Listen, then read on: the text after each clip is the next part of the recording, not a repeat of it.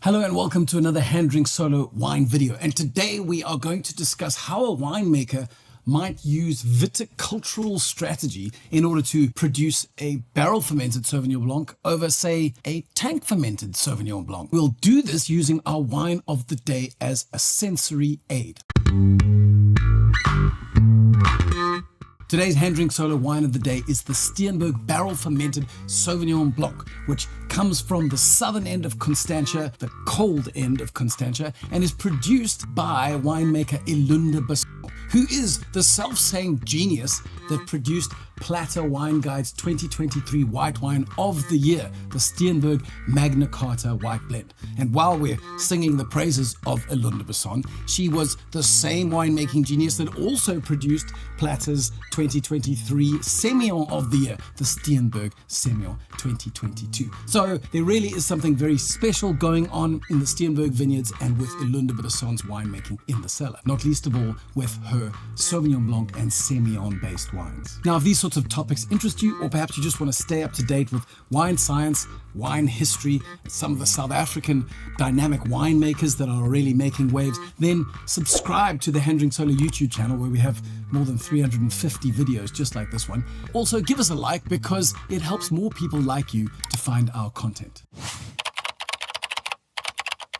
Important looking people with cravats and monocles often say things like, great wine is made in the vineyard. And we look at them and go, oh, so wise. But for the most part, we have absolutely no idea what they are talking about. So in the case of Steenberg, they have 23 different blocks of Sauvignon Blanc vines with different aspects, different altitudes, slightly different soil types, vines of different ages, all farmed with slightly different techniques in order to deliver slightly different outcomes. And this is all because those 23 blocks of Sauvignon Blanc each have to end up in one of three quite different Sauvignon Blanc wines. So first of all, Steenberg have the Black Swan, which is a super premium tank fermented wine, which is so insanely concentrated and complex that you just assume for some reason that there must have been a barrel involved because it tastes expensive and barrels are expensive. But it actually is pure tank fermented glory. Then the next wine down is today's wine, which is the barrel fermented Sauvignon Blanc, which is an amazing masterclass in the balance of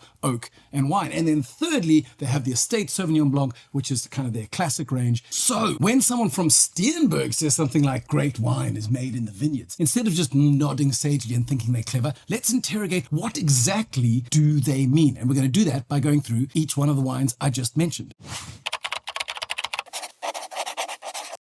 Now, if I were to give an overarching idea or philosophy that explains how they do it, it would be that they seek to figure out what the natural talents are of each vine block, look at the circumstances of that vineyard block, and then match that to one of the three wines that we talked about. So in the case of the Black Swan Sauvignon Blanc, the blocks of Sauvignon Blanc that go into this wine all happen to exist in fairly water-retentive clay soils. Because there is water retained in the soil, these vineyards are almost never irrigated. They also happen to sit on a slope that really is in the direct path of some of those cooling breezes that come down the Constantia berg. One third little element that we might need to remember is that when vines grow in soil that has water retentive properties, that moisture is fed up into the vine and enables the vine to have a slightly more generous canopy. So if we put all of those factors together, the outcome is remarkable. What you have is grapes that ripen in a cooler microclimate.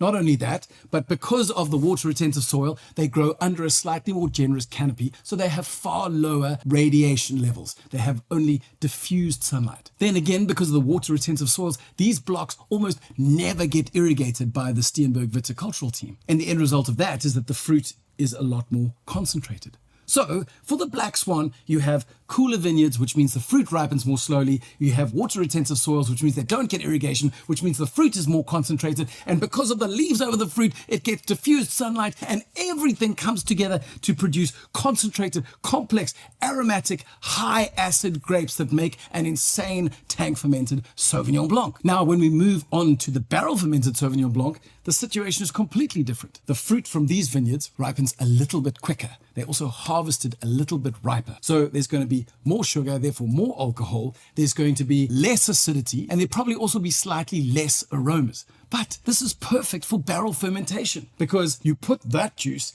into an oak barrel, instead of getting its structure from acidity like the black Swan might get, it gets its structure from actual oak tannins. And because it's got a richer fruit component, the fruit component can stand up against some of those sweeter caramel, spice, nutmeg, toffee notes that come from oak barrels. And you end up with a wine that is a masterclass in the balance between fruit and oak. So from this, I think you can see very much what the Steenberg team mean when they say great wine is made in the vineyards. It doesn't necessarily mean that there is only one way to farm vineyards. What it means is you need to know what kind of wine you're going to make in order to understand how you're going to farm your vines. But enough theory, let's drink.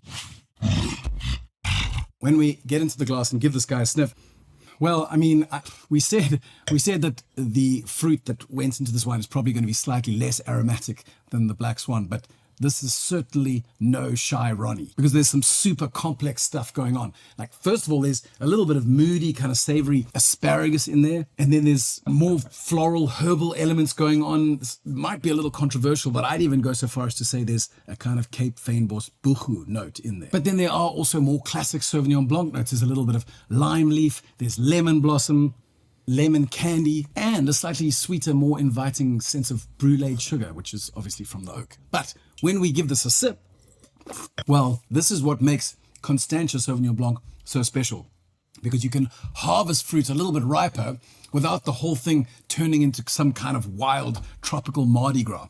Because South African Sauvignons obviously have a super broad range of expressions, but often the slightly riper styles will have abundant tropical elements of passion fruit and pineapple, and maybe in some more restrained examples, kiwi fruit.